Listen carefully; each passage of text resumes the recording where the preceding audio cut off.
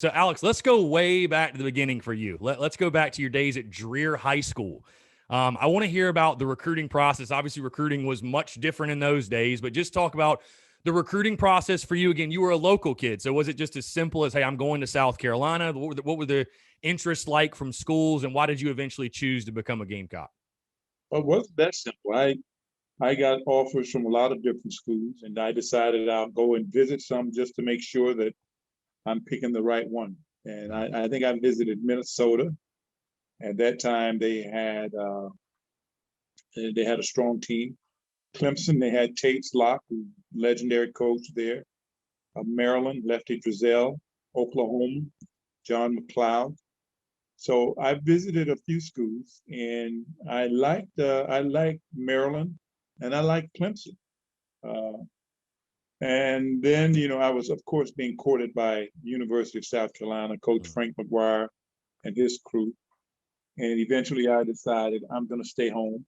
I'm going to play in Columbia, break some barriers here, and uh, be able to be at home. Mm.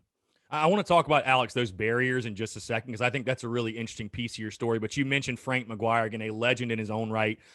For someone like me who wasn't able to watch Coach McGuire, obviously during his heyday, if you will, and the great achievements he had at South Carolina, just kind of expand on Coach McGuire, your relationship with him, and what he was like as a head basketball coach. What do you think made him such a great coach? He was a great communicator. He spoke the game of the language of basketball well, and he had coached some great ones. He coached won an NBA championship with Wilt Chamberlain in Philadelphia.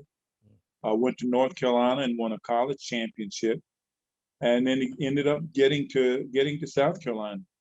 And he had some great teams there before I got there. The likes of John Roach, Tom Owens, Reebok, a lot of great players. So uh, he spoke the right language. I thought he was very genuine in what he was saying, and he, like myself, felt that we could break barriers. We could open the floodgates for a lot of African American players who hadn't had the opportunity. I didn't choose to come to South Carolina at that time for whatever reasons. Like most of them